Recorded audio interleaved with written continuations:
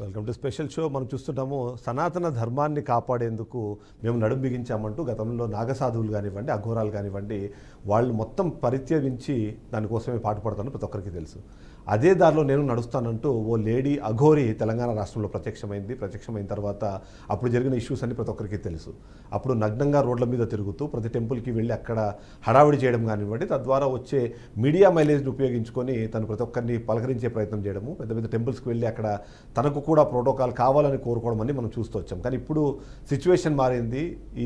ఈ సినారియోలో తను చేస్తున్న పని ఏంటి అన్నది ప్రతి ఒక్కరి ఇవాళ ప్రశ్నించే పరిస్థితి మనకు కనిపిస్తుంది. అందులో ముఖ్యంగా అఘోరీన్ అంటోంది, అందులోనూ మహిళా అఘోరీన్ అంటే లేడీ అఘోరీన్ అని చెబుతూ వచ్చింది. కానీ ఇవాళ పెళ్లి చేసుకుంటానంటుంది. గతంలోనే ఒక పెళ్ళైన మహిళను మోసం చేశారన్న వార్తలు కూడా వినిపిస్తున్న నేపథ్యంలో అసలు ఈ అఘోరి వెనక అసలు చిత్రాలు ఏంటి అని చెప్పే ప్రయత్నమే ఇవాళ బీఆర్కే న్యూస్ చేస్తుంది. అందులో ముఖ్యంగా చూస్తే మాత్రం ప్రతి ఒక్కరు సనాతన ధర్మానికి సంబంధించి ముందుకు వెళ్ళాలని ఆలోచిస్తున్న నేపథ్యంలో మొదట్లో ఆమె చేసిన హడావిడిని నమ్మి తనకు అనుకూలంగా మాట్లాడిన వాళ్ళు కానివ్వండి, తనకు అనుకూలంగా పనిచేసిన వాళ్ళు చాలామంది ఉన్నారు. కానీ ఆ తర్వాత అసలు చిత్రాలు తెలిసిన తర్వాత ఇప్పుడు వ్యతిరేకిస్తున్న వాళ్ళు కానివ్వండి, విమర్శిస్తున్న వాళ్ళ సంఖ్య రోజు రోజుకి పెరుగుతున్న నేపథ్యంలో అసలు ఈ అఘోరి ఎవరు, ఈ అఘోరి చేసిన కార్యక్రమాలు ఏంటి, ఇప్పటికే ఒక ట్రయాంగిల్ లవ్ స్టోరీ లాగా ఇప్పటికే ఒక భార్య ఉంది, నిన్న ఒక పెళ్లి చేసుకున్న నేపథ్యంలో అసలు ఏం జరుగుతుంది అని తెలుసుకునే ప్రయత్నం చేసే నేపథ్యంలో మనతో పాటు ఉన్నారు సాయికృష్ణ ఆజాద్ గారు, సుప్రీంకోర్టు సీనియర్ అడ్వకేట్ మనతో పాటు ఉన్నారు. ఒకసారి తనని మాట్లాడి అడిగి తెలుసుకునే ప్రయత్నం చేద్దాము.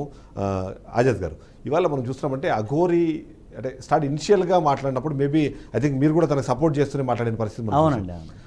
ఆ రోజు సిచ్యువేషన్ ఏంటి, ఈ రోజు సిచ్యువేషన్ ఏంటి, అసలు నిజంగానే సనాతన ధర్మం ఎక్కడ పోయింది, ఆలయాల సంరక్షణ ఎక్కడ పోయింది, ఇవాళేమో అంటే మనం చెప్పుకోవడానికి మాట్లాడుకోవడం కూడా జుగుప్సాకరమైన సిచ్యువేషన్లో ఇవాళ తను తిరుగుతున్న పద్ధతి, ఇవన్నీ చూసిన తర్వాత అసలు ఏంటి, సపోర్ట్ ఎందుకు చేస్తారు, ఇప్పుడు అపోజ్ ఎందుకు చేస్తున్నారు? సార్, ఇప్పుడు చిదంబరం గారు ఇక్కడ ఒకటి చెప్తాను, సపోర్టు అపోజ్ కాదు. అక్కడ నేను అఘోరికి ఎప్పుడూ సపోర్ట్ చేయలే, ఈరోజు చేయలే, ఆ రోజు చేయలే, ఈ రోజు కూడా నేను నెగిటివ్ కూడా లేదు. అక్కడ ఒక సనాతన ధర్మం కోసం, ఒక హిందూ ధర్మం కోసం పాటుపడే వ్యక్తి వచ్చినప్పుడు అతనికి కొన్ని ఆటంకాలు, అలాగే అతనికి కొన్ని బెదిరింపులు, అలాగే అతని అటకాయించటాలు ఇవి జరిగినప్పుడు అప్పుడు ఒక మనిషిగా, ఒక హిందూ వ్యక్తిగా, హిందూ ధర్మాన్ని ప్రేమించే వ్యక్తిగా నేను ఆ రోజు అతనికి సపోర్ట్ చేయడం జరిగింది. అక్కడ అఘోరి ఉండొచ్చు, ఆజాద్ ఉండొచ్చు, చిదంబరం గారు ఉండొచ్చు, మనకు సంబంధం లేదు. ఈరోజు ఒక ముగ్గురు మహిళల్ని మోసం చేసిన వ్యక్తిగా, మహిళలతో ఇలా రకరకాలుగా వ్యవహరించడం, దుశ్చర్యలకు పాల్పడే వ్యక్తిగా, సంఘ విద్రోహ శక్తిగా ఉన్నప్పుడు అక్కడ అఘోరి ఉండొచ్చు, ఎవరైనా ఉండొచ్చు. సో నేను ఎప్పుడు కూడా మీకు తెలియదు ఏం కాదు, మన స్నేహం ఎప్పుడుది కాదు. ఎప్పుడైనా ప్రజలందరికీ తెలుసు, తెలుగు రాష్ట్రాల ప్రజలందరూ ఆజాద్ అంటే ప్రజల కోసం పాటుపడాడు. చిన్నప్పటి నుంచి కూడా మేము స్టూడెంట్ లీడర్ కానీ కూడా సామాన్య ప్రజల కోసం అన్యాయం ఎక్కడైతే జరుగుతుందో అక్కడ మేము పోరాడిన సందర్భాలు చాలా ఉన్నాయి. ఇక్కడ అఘోరి కాదు, అఘోరి ప్లేస్లో ఇంకొకరు ఉన్నా కూడా ఖచ్చితంగా నేను పోరాడతాను, అందులో నో డౌట్ ఎట్టాలి. ఇప్పుడు నాకు అతని మీద కోపం లేదు, ప్రేమ లేదు. అది ఇప్పుడు చాలా సింపుల్ చిదంబరం సార్.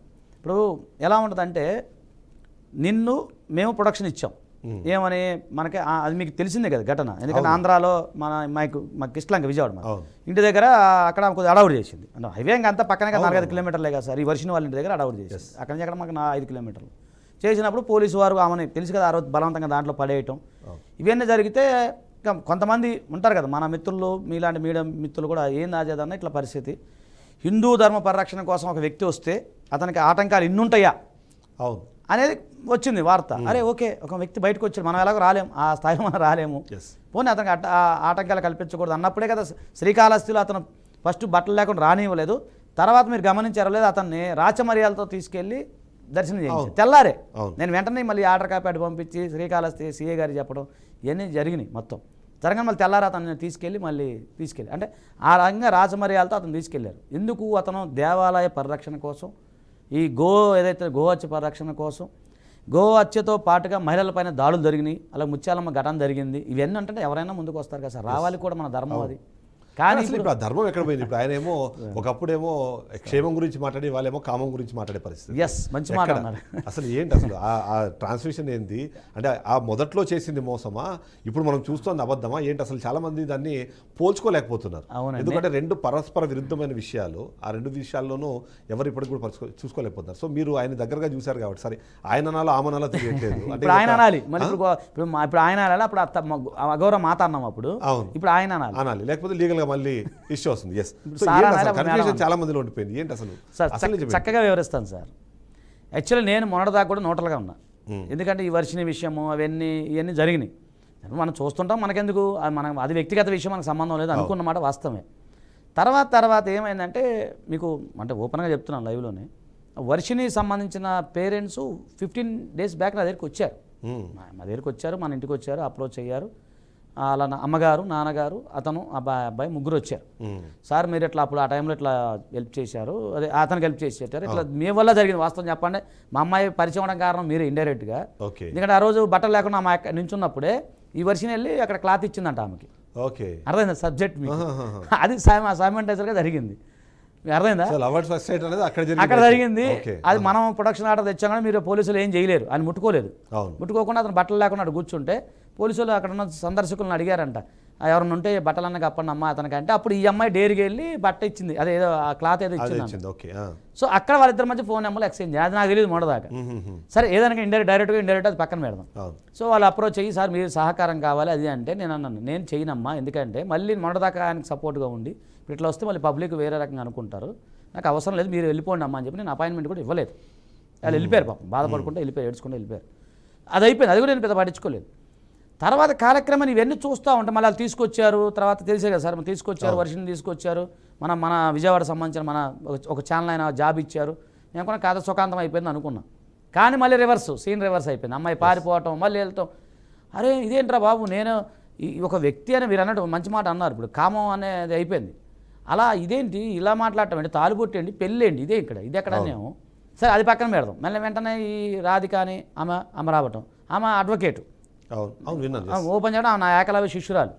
సో ఆమె కూడా వాళ్ళకి సంబంధించిన వాళ్ళ మామయ్య గారు వీళ్ళంతా ఇప్పుడు మామూలుగా మనం అడ్వకేట్లో ఉన్నప్పుడు ఫాలో అవుతుంటారు కదా, జూనియర్ కాబట్టి ఫాలో అవుతా ఆ మామయ్య గారు, తర్వాత మన శివరుద్ర స్వామి గారు వీళ్ళంతా కూడా కలిసి ఇక సరే ఆజాద్ దగ్గరికి వెళ్దాం అన్నట్టు ఉద్దేశంతో మా దగ్గర రావడం జరిగింది సార్. అదొకటి.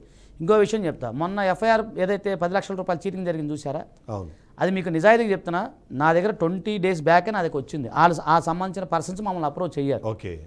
అయితే నేను దాన్ని నిజాలు తెలుసుకోవాలమ్మా, పోలీసు వాళ్ళ చేతిలో ఉంది కాబట్టి మనం దాన్ని ఏం టచ్ చేయకూడదు, పోలీసు వాళ్ళు ఇన్వెస్టిగేషన్ చేసి ఛార్జ్షీట్ ఫైల్ చేస్తారు అన్నట్టుగా నేను దాన్ని కూడా లైట్ తీసుకున్నాను. నేను ఇప్పుడు ఏమవుతుందంటే, అంటే మీకు ఇప్పుడు మీడియాకి మొన్న 2 రోజుల నుంచి అతని యొక్క ఏదైతే జరిగిన మోసపూరిత వ్యవహారం మొన్న జరిగినాయి, కానీ నా దగ్గరికి ఇప్పుడు కాదు 20 రోజులు 1 month నుంచి ఒకటొకటి వస్తూనే ఉన్నాయి బయటికి.